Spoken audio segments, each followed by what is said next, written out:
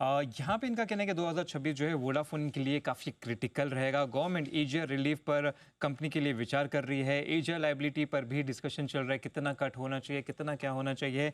Payment भी freeze पर बात चल रही है। इससे वीआईएल के कैश फ्लो और कैपेक्स पर बड़ा असर हो सकता है और ये जो है पॉजिटिव वे में हो सकता है। वहीं अगर हम ओवरऑल सेक्टर की बात करें तो इनका कहना है कि सेक्टर के लिए कोई बड़े ट्रिगर नहीं है, लेकिन हाँ, अगर टैरिफ हाइक नहीं होता है तो इससे आरपू और रेवेन्यू ग्रोथ दोनों में थोड़ा इंपैक्ट आ सकता है और सिर्फ सिंगल डिजिट में ही दर्ज करते हुए नजर आ सकते हैं। एयरटेल की बात करें तो क्वार्टर ऑन क्वार्टर वाइज में 2 से 3% की ग्रोथ दिख सकती है।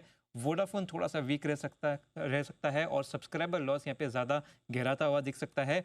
वहीं एबिटा की बात करें तो यहाँ की भी ग्रोथ जो है थोड़ी सी लिमिटेड रहने की ही एक्सपेक्टेशन है। तो यूबीएस का कहना है कि मार्केट जो है टैरिफ हाइक को लेकर ज़्यादा ओवर ऑप्टिमिस्टिक होता हुआ नजर आ रहा है। लेकिन वहीं जेफरीज की बात करें तो जेफरीज यहाँ पे काफ़ी पॉजिटिव होते हुए नजर आ रहे हैं। इनका कहना है कि जियो आईपीओ से सेक्टर में टैरिफ डिसिप्लिन इंप्रूव होने की उम्मीद की जा रही है और आईपीओ से ओवरऑल टेलीकॉम वैल्यूएशन को काफ़ी अच्छा सपोर्ट मिलता हुआ नजर आ सकता है। एशिया रिलीफ मिलने पर इंडस्टार का ग्रोथ आउटलुक काफ़ी ज़्यादा स्ट्रांग बनता हुआ दिख रहा है इन्हें।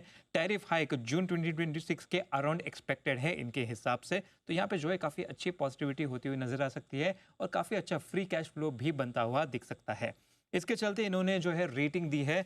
सबसे पहले भारती एयरटेल पे देखें तो यूबीएस ने यहाँ पे एक्चुअली सेल की रेटिंग दी है, टारगेट प्राइस 2030 का रखा है।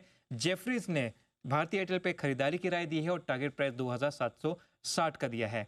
वही इंडस्ट्राज की बात करें तो यूबीएस की न्यूट्रल रेटिंग है, टारगेट प्राइस 495। जेफरीज की खरीदारी की रिपोर्ट है, टारगेट प्राइस 510। वही वोडाफोन की रिपोर्ट है और यहाँ पे है यूबीएस की तरफ से न्यूट्रल की रेटिंग दी है और 12 रुपये 40 पैसे का यहाँ पे टारगेट रखा हुआ है।